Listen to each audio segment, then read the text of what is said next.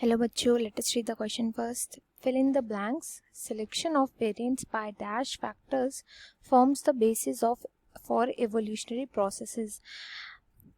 कौन सा ऐसा फैक्टर होता है जो कि वेरिएंट्स के सिलेक्शन में हेल्पफुल होता है एंड वही हेल्प करता है एवोल्यूशनरी प्रोसेसेस में. हमें ये बताना है इम्पॉर्टेंट फैक्टर वो कौन सा है. तो जो यहाँ पर की कॉन्सेप्ट यूज किया जाएगा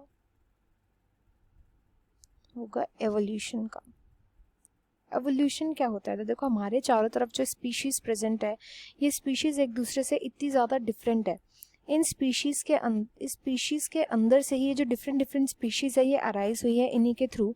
तो एक स्पीशीज़ से कैसे नई स्पीशीज़ बनी है, जब हम इस प्रोसेस को पढ़ने की कोशिश करते हैं, इसको समझने की कोशिश करते हैं, इसी को हम बोलते हैं एवोल्यूशन.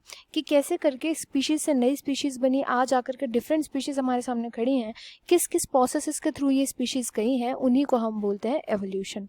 हम जब इसकी स्टडी करते हैं, अब एवोल्यूशन जो होता है उसमें अभी मैंने बताया काफ़ी सारी चीज़ें इन्वॉल्व होती हैं. कैसे एक स्पीशीज से नई स्पीशीज बनी, इसमें काफ़ी सारे प्रोसेसेस इन्वॉल्व होते हैं, काफ़ी सारे फैक्टर्स इन्वॉल्व होते हैं. इनमें से एक बहुत बड़ा फैक्टर होता है एनवायरनमेंट.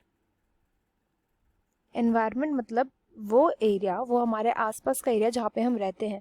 क्यों? क्योंकि इस एनवायरनमेंट के अंदर हमें कुछ स्पेसिफिक रिसोर्सेज मिलते हैं.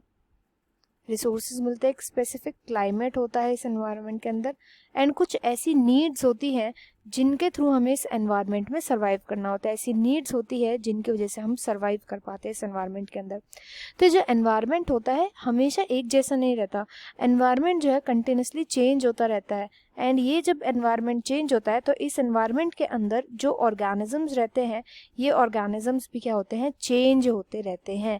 एंड ये ऑर्गेनिज्म जब चेंज होते हैं तो क्या आता है? इन ऑर्गेनिजम्स के अंदर आता है वेरिएशन. ऑर्गेनिजम्स के अंदर आता है वेरिएशन. तो क्या होगा? ये जो वेरिएशन आया, इसी की वजह से तो न्यू स्पीशीज बनती है. जब एक ऑर्गेनिज्म और दूसरे ऑर्गेनिज्म के अंदर वेरिएशन आ जाएगा, वो पहले वाले ऑर्गेनिज्म की तरह दिखेगा ही नहीं, तब क्या बन जाएगी? एक नई स्पीशीज बन जाती है. फॉर एग्जाम्पल, ये ऑर्गेनिज्म 1 था, यहाँ पे नई स्पीशीज बन गई ऑर्गेनिज्म 2. मतलब कि अब इसके जो ट्रेड्स हैं, इसके जो कैरेक्टरिस्टिक फीचर्स हैं, वो इस वाले की तरह नहीं होंगे.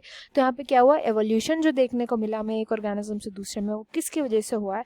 वो है एनवायरमेंटल फैक्टर की वजह से. इसलिए इस क्वेश्चन का राइट आंसर हो जाएगा environment. I hope you understood well. Best of luck and thank you.